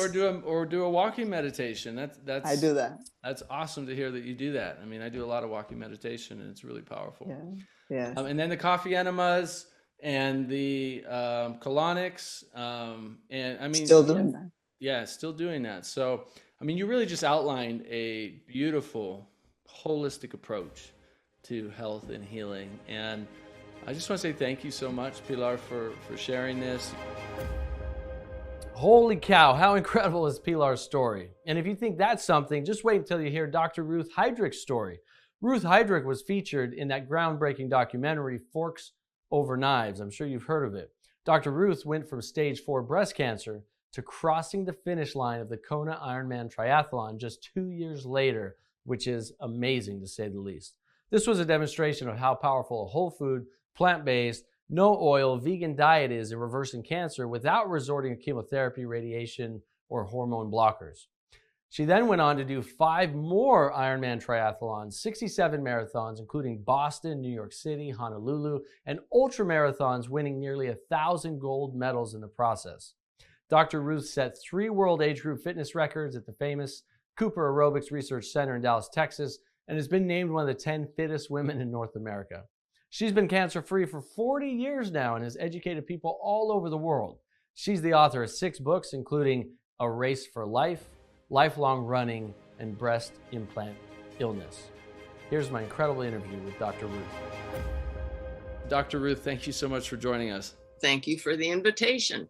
I see all of those medals behind you. So you've earned over 1,000 gold medals in your journey so far. That's incredible. It's such a reward for for doing something that has so many benefits.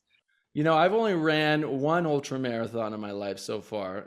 It was a 35-mile ultra marathon, and I wasn't prepared enough for it. I only had like 6 months of running background, and it was through the mountains in Prescott, Arizona. I didn't have enough volume, and it was a very painful experience, but very mentally strengthening. You know, the willpower that came out of that one event. But you've done this hundreds of times, right? So just the mental fortitude and the physical, I know how physically demanding it is on the body. You know, the mental fortitude and physical strength that you must have and have had for so many years is just unbelievable. All due to the diet and training, you know, but it's the diet that allows the training. And what's really important is the quick recovery. After each of these events, whether it's a marathon or an Ironman triathlon, the next morning, I'm totally recovered. Whereas all the other participants can't even barely walk. They can't do the stairs, and they're just wiped out. And it was really unfortunate, because when I was doing the Ironman in Japan and New Zealand, the Continental Airlines sponsored me and sent me to do both of those Ironmans. And the next morning, I'm ready to go touristing and see the rest of the country. And I was trying to get people to go with me. And they said, "Are you kidding?" So I had to tour alone. But it was quite an experience. And I write about this in my book, my first book, A Race for Life, where I talk about the immense rewards that I got by turning cancerous lemons into this rewarding lemonade, you know. Yeah. I mean, it's a beautiful story, and I'd love to maybe have you share a little bit about you know, your personal experience with cancer. How old were you when you were diagnosed, and what was the prognosis at that time? I was 47 years old, had started running way back in 1968. Everybody knows the word aerobics, but in 1968, it was a brand new word. It had just been coined by Dr. Kenneth Cooper. I happened to be going by a newsstand, getting ready to get on a long flight and needed something to read. And I saw this word aerobics, and I thought, actually, this is the actual book right here. 1968, Kenneth Cooper's first book, Aerobics. And so I read that, and it was about how if you exercise the major muscle groups, that you get oxygen to every part of the body. It helps from the brain down to flat feet and all parts in between. I was convinced. And so in 68, I was then 33 years old and just starting to see little signs of aging. And I thought, perfect, okay, I'm all in. And the next morning I went out for a run and came back, and I thought, that was great. Got in the car and measured, went half mile that way at the end of my street, turned around, came back, and it was a whole mile. And I was so excited. I'm going to do this the next morning, and the next and the next. So from 1968 to 1982, I had gotten to the point of running marathons and thought I was really fit and healthy. I was doing all the right things, I thought, besides what I thought was the perfect diet, and was having mammograms. And because at the age, when I got in my 40s, I did have fibrocystic breast disease, which means lumpy breasts from overstimulating of the breast glands. But it was just benign. In fact, I'd had a couple of biopsies. So when this one came up in 1982, and I thought, I looked down, here's this big lump that's actually, you can see it protruding. And it was like it popped up overnight. So I got in to the doctor right away, and his first response when he examined me, he said, "Why'd you wait so long to come in?" And I said, "Wait so long? I've been having regular mammograms and benign biopsies."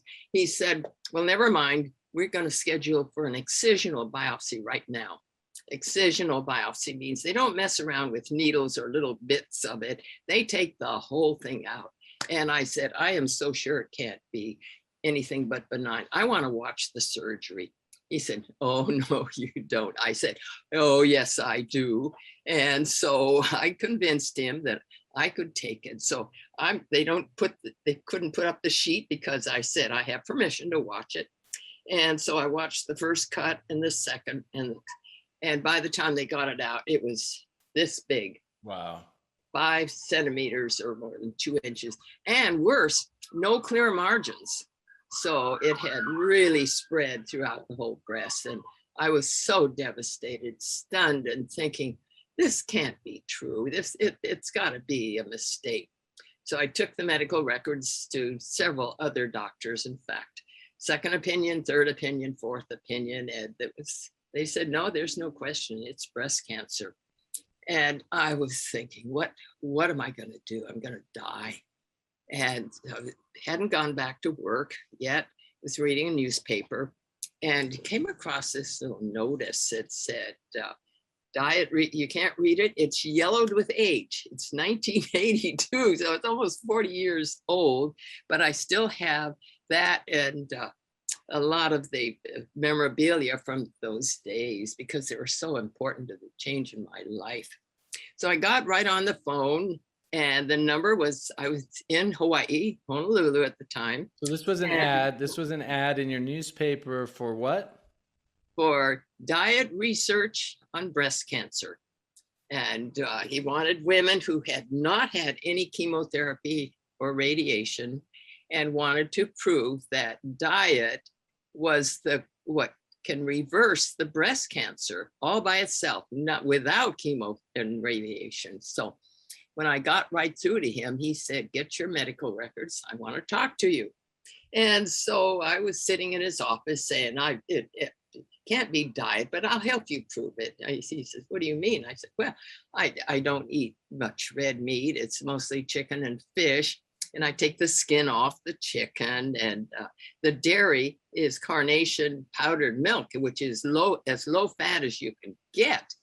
And he's laughing and saying, no, it's your diet. And he reaches around and pulls open a file drawer. I was working on my PhD at the time, by the way. And he said, here's the research on the animal research and the epidemiological studies that show that the countries that have the highest rates of animal foods have the highest rates of breast cancer. And conversely, he said, I invite you to spend as much time as you want going through this research. And so I did and was convinced. He actually spent 2 hours with me that first visit. I walked out of his office 2 hours later, a confirmed vegan, low-fat dieter. And so tell our viewers and listeners who that doctor was. John McDougall. The reason this is so interesting is how full circle things come. I just interviewed Dr. John McDougall for this documentary series. So those of you who are tuning in, make sure you go watch that interview. It is really powerful, very fascinating. But I actually, when I reached out to you initially, Ruth, I didn't know that he was, the first doctor that turned you onto this lifestyle and this diet that helped you heal. I actually interviewed him before I found out about you, and then here we are, full circle. Yeah, that's so awesome. A coincidence, but maybe not a coincidence at all. Maybe the information is getting out to the more people, because I figured in 1984, when I had recovered so quickly, I mean, all the signs of the stage 4, the bone pain went away, the liver enzymes normalized. I had so much more energy. My next marathon was only 4 months after the surgery, and I took 17 minutes off that marathon, which is pretty impressive. And the recovery the next morning was fantastic. I was ready to go out for another run. And so I thought, the world's going to take notice and everybody's going to be convinced. And so I have been waiting ever since, almost 40 years, for the word to get out to the world. And it is slowly, and I hope fast enough, because climate change is also one of the major factors in the importance of what foods we eat. So, but back to what happened right after the diagnosis and the surgery, and eating this whole food plant-based diet, it was an easy conversion for me. But of course, you know, I had that proverbial medical gun to my head. It was my life. And so it was easy. Brown rice with veggies, and you could eat as much as you wanted. So there was not any starving. I was already at a nice lean weight, so I didn't, actually I did lose a few pounds, which must have been just a little extra body fat. But it was oatmeal for breakfast instead of milk. You can use some apple juice or apples, any kind of a fruit to sweeten it. Actually, I love plain old oatmeal. And so the diet was an easy conversion for me. And I've been eating this way now for almost 40 years, still alive, not protein deficient, not calcium deficient, but and cancer free, right? Cancer free, absolutely. That's amazing. That's amazing. And along the way, you've ran so many of these events, which are so demanding on the body. I mean, they tear the body down. I know what an ultra marathon does, and you know, I've watched the Ironman athletes do the Kona, and it's just unbelievable. I mean, swimming, you know, 2 miles, right? And riding your bike for, you know, dozens of miles, and then running a marathon. It's incredible. And so you have to be able to regenerate the body quickly after all that demand. And you attribute all of, oh yes, let's see that picture. At the finish line of one of the Kona Ironman triathlons. Incredible. And that was just an incredible experience. But let me back up a little bit. Besides, in that interval between the cancer diagnosis and seeing Dr. McDougall, I'd also had some time to watch TV. I'd had a very demanding job. I was a GS-13 logistics manager at Hickam Air Force Base, a woman in management in a military environment, if you can imagine. Back in those days, 70s and 80s, it was challenging for a female, especially a civilian female. I had the equivalent of a lieutenant colonel, but I didn't have the rank on my shoulder. So it was a stressful job. And I thought, well, maybe stress had something to do with it. But I am totally convinced now it was diet. So watching TV, I happened across the ABC Wide World of Sports and happened to see this Ironman triathlon that was happening right here in Hawaii. And here, these few guys got together, a swimmer, a biker, and a runner, and they had an argument. Who is the most fittest of us all? We will find out. And so in 1979, they put all three together right here on Oahu, which is actually where it started before traffic got so bad and they moved it to Kona. And of course, it was the swimmer. I think Dave Scott was the winner of that first one. Anyway, and I thought, well, I've got the marathon handled. I can swim. You know, I learned to swim on the beach in Lanikai when I was 3 years old. And I had an old rusty bike in the garage. So I got all three out. You have to qualify. You know, you can't just sign up and do it. And so I did a 10-man that same year, 1982, within weeks of the cancer diagnosis, got a first place in my age group. The next year I did the 10-man. It's 10 o'clock. Half Ironman, and got another first place in my age group, which qualified me to enter Kona. And so that was 2 years later, and I was training very hard. I would run every morning for an hour before going to work. I would swim at lunchtime and bicycle to and from my job. So I was integrating the training with my lifestyle. And of course, on weekends, then I'd get together with other triathletes who were also training, and actually ended up doing coaching for 10 years, which was a lot of fun. I was a certified fitness trainer, and was trying to get more athletes to change their diet. Didn't have a lot of luck, unfortunately, because they're so imbued with this idea that you have to have meat for protein. And I wasn't enough of an example to show otherwise. So that was so successful that I made the front page of a local newspaper, Ruth, a Woman of Iron. And Dr. McDougall noted this, and he said, "You've got to write a book." I said, "Oh, Dr. McDougall, who's read a book that I'm a nobody?" He said, "Listen, I tell women about they need to change their diet, and so many of them say they can't do it or I never see them again. And I think if they read your story, it might convince them." So he kept after me. He kept saying, oh, he was doing cooking classes, which also helped. And so he'd say, "Have you started that book yet?" And I'd say, "Oh, Dr. McDougall, I don't know how to do that." And he said, "Listen, meet me at the computer store." He actually said, "I'll show you the software." Now, remember, this is back in the 80s. And there was the software, the word program. And he said, "Get this on your computer, your laptop, and start writing." And so once I got into it, it was easy. I have chapters on on the first, my story of how this all fell into place, and then chapters on the running, and then biking and swimming, and all aspects of a healthy diet. So that first book, was that A Race for Life? yes, from cancer. That's still available today? People can still. Oh, absolutely, absolutely. Yeah. Where can people get it? Either from my website, ruthheidrich.com, or Amazon.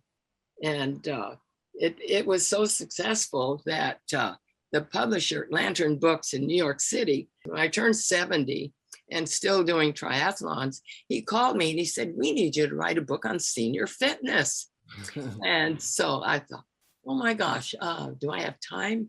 And I thought, well, it's important. And so next to that golden shoe behind me, the Runner's World Runner of the Year, Runner's World magazine, which I think everybody's heard of, that was a great honor. Right next to that is the cover of of Senior Fitness. And when I talk about seniors, people think, well, that's, I'm not a senior. Well, we've got seniors in high school, we've got seniors in college. It is really for everybody, but the message is the same. It's the diet, it's the food. And so you still eat this way today, a low fat, whole foods, plant-based, vegan diet. What does your diet look like today? Like, what have things changed in your diet over the last 40 years? Has it stayed pretty much similar? And what are some of your favorite kind of foods to eat? Oh boy. Well, I shop primarily at the farmer's market. Nice. And so it's mostly produce. When I give talks to people, they'd say, "Well, how much of this, and what about this, and how about that?" And so that's when I decided to write Chef, which is, it used to be hard copy, but I got so tired of lugging books around. Then when ebooks started, I thought that's the answer. So ebook, Chef, cheap, healthy, easy, and fast, free. And so that's that book and how the genesis of it. And while I'm talking about books, my editor, Martin Rowe, called me another time and said, "I just figured out you've been running for almost 50 years. How about writing a book on lifelong running?" So I thought, oh boy, okay. And as it turned out, I covered my story. He actually co-wrote it with me because he had started running as a result of editing my first books. He was convinced of the benefits of this kind of exercise, running, aerobic exercise. And so in parallel to my story as an older female, he is a younger male and his story. And in fact, he's run a bunch of marathons. He was at the Boston Marathon. You remember the Boston Bombers? Yep. He had fortunately crossed the finish line before that went off. So that, and then I have one more book. I'm Dr. Ruth, but a lot of people confuse me with the other Dr. Ruth. You know who I'm talking about? No. Oh, no, you're too young. Dr. Ruth Westheimer is a short little elderly lady, heavy German accent. Sexy's very good, you know, and she was talking about mostly the psychological aspects of a healthy sex life. And so I was getting these emails from my Ask Dr. Ruth on my website and thinking I was her. and so I would answer, you've got me confused with that other Dr. Ruth, but I can help you because your erectile dysfunction is due to a clogging of a very critical, tiny, tiny little artery. And when that gets clogged, the game's over. And you can try all these drugs that doctors prescribe. They don't tell you how to reverse this. But I knew at that time, if you can reverse heart disease with this diet, you can also reverse erectile dysfunction. In fact, one time back in, oh gosh, it was probably the early 90s, I was on the platform when I was just really getting started with giving talks. And Dr. Neil Barnard was ahead of me. And so I was in the wings listening to him. And he said, he was giving his lectures to medical students, trying to convince them that you can cure your patients and not just prescribe drugs. And they were all not very interested, looking down and whispering to each other and Googling. Yeah. And so he said, by the age of 40% of males have erectile dysfunction. And all the heads went up at the same time. Now he got something that they care about. Yeah. And so I took that lesson and applied it to another book. And so that is also available on my website.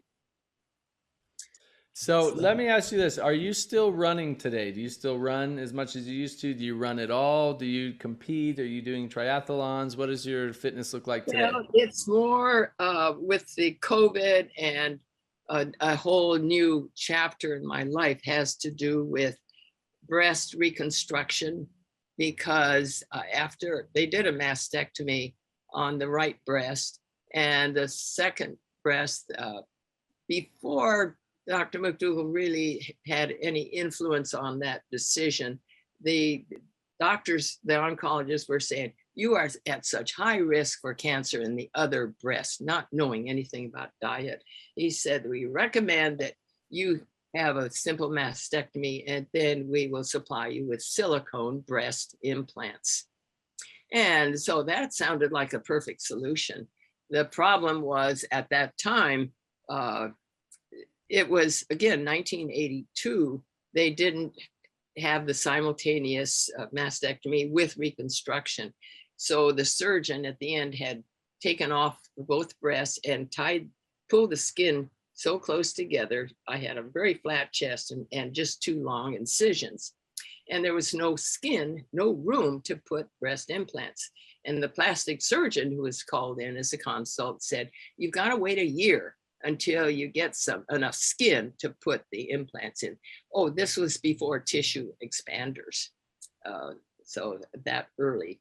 And so I happily got these breast implants. What nobody knew at the time, well, that's not true. Some did know, but they weren't talking. Silicone is not inert in the body. Right. And everybody, all the doctors believe it is because that's what they're told. But when after it's been in the body for a while, it starts degenerating. They have what they call microgel bleeds. Yep. It leaches, and it's not just silicone. It is heavy metals like arsenic, lead, mercury. And I started in, I guess about 10 years ago, started having some of these weird symptoms. And I thought, wait a minute, none of these should be happening to a vegan triathlete. And the mystery just kept getting worse and worse. And finally, in 2019, I happened to see another newspaper. I picked it up and it said, breast implant illness, a living nightmare. And I thought, oh, that's silly. My implants suck. And I thought, well, I'm just curious to see what they say. And I read that article, and here's the list of all these symptoms. And I said, oh my God, that is what's causing all these symptoms: joint pains, fatigue, just hair loss, everything you can imagine, because once the silicone and heavy metals drip into the circulatory system, it goes to every function in the body, multifunction, the nervous system, the skeletal system, the the skin epidermis, everything. And so I called the person who wrote the article, and she said, you've got to get these out right away. And so in 2019, 2 months later, the implants that I had removed were banned and recalled. But it was too late. So I'm still suffering from this. So I still have all these joint pains and the symptoms, but at least, I was having SVTs, which are supraventricular tachycardia. I would wake up in the middle of the night with my heart going boom, boom, boom, boom, boom. And then it would stop. 1,002. And then boom, boom, boom, boom, boom again. Went to a cardiologist and he ran a bunch of tests and he said, there's nothing wrong with your heart. And I said, well, what's causing these? He said, I have no idea. And so once I got the implants out, those stopped. It's a very serious issue. I know other women that I've heard from and have spoken to. Oh, good.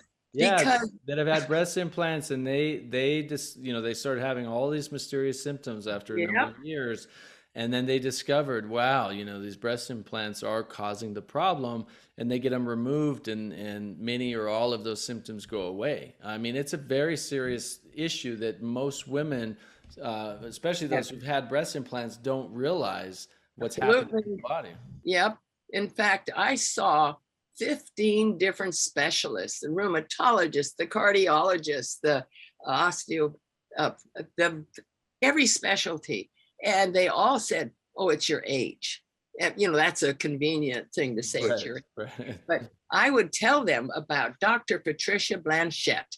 This is in my book, Senior Fitness. She says she's a gerontologist, geriatrician, studies old people, and says everything that we used to attribute to aging is either disease or disuse.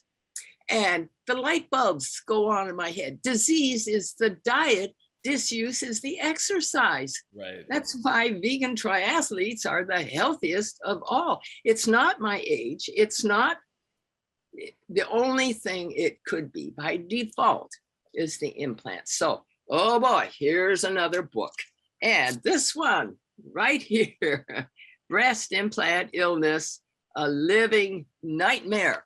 And literally nightmares. I have been awakened in the middle of the night with a coconut falling on my head.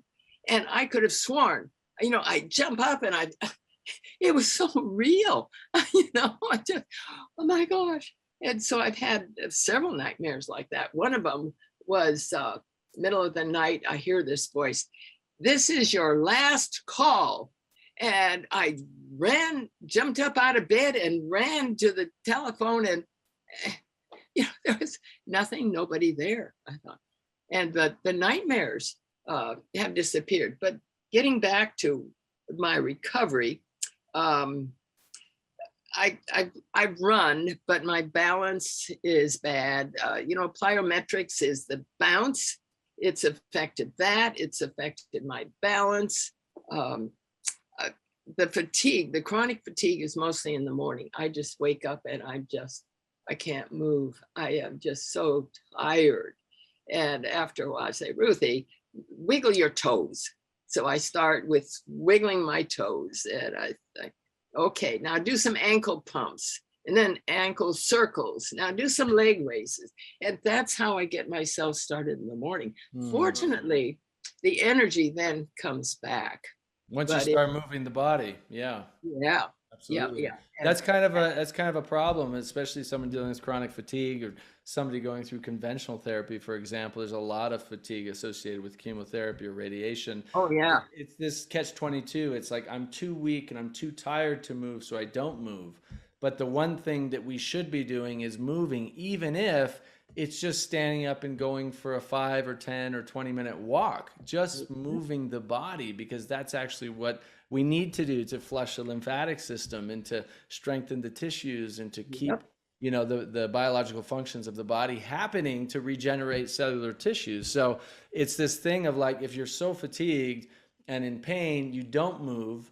By not moving, you're actually making it worse. So it's not that everyone has to go out and run a 100-mile ultra marathon.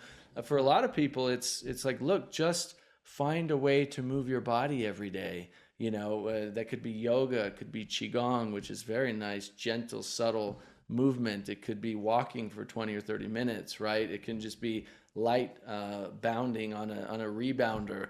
For those who can jog or cycle or swim, those are wonderful things to do. But I love what you're talking about. Is it's like you still have to move the body every day. It's so essential. Yep. And it's like, if the breast cancer didn't get me, the breast implants could. It has been fatal for some women. Yeah. I could tell you horror stories that are in my book, but the main thing is to keep moving. Whereas I've done a double rough water swim, which is, in the Ironman, it's a 2.4 mile swim. Yeah. A double rough water is a 5 mile swim. I've done that. But these days I do one lap on the pool and I am out of breath. But at least then I wait a few seconds and think, oh, just one more. I can do another lap. And I get to finish that and think, a little recovery, just one more. So I do swim and I do water running. That one, I've got some plyometrics. I can bounce a little bit. Like water aerobics. Yeah. Water running because it helps the joints and it gives me the feeling of running. Out on my lanai, I have a stationary bicycle and a universal weight machine. So I do 20, 30 minutes. I used to do an hour on the stationary bike and do a high intensity, but the joints hurt so bad I can't. So I do what I can. And mostly, and it's daily. I get on the bike every day and also do Sudoku and crossword puzzles. So I'm exercising both the brain and the body. BDNF, brain-derived neurotrophic factor, is really important for keeping the brain active and holding off dementia. And then I lift weights 3 times a week.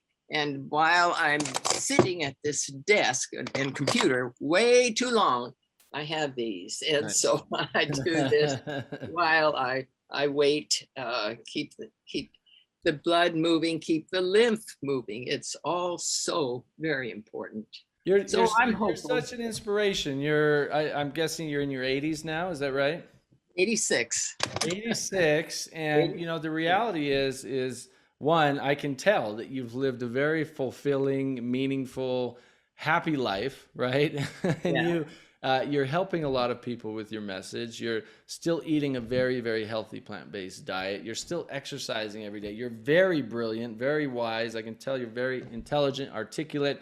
And I'm saying all this because, you're a good example for all of us to look forward to as we age. As we age, we think here, at least here in the civilized world, that aging comes with disease and you're going to be in a wheelchair and you're going to, we see so many people in their 60s and 70s, not even in their 80s yet, who can't move anymore, who are so sick, and I'm not, it's not a judgment. I'm saying that because of our diet and lifestyle, in many cases, not always, but in many cases, has led us to dying way too young, having way too many diseases, becoming too sick and too weak to even move the body anymore, that people's lives are being shortened. They're being what about dementia? So much suffering.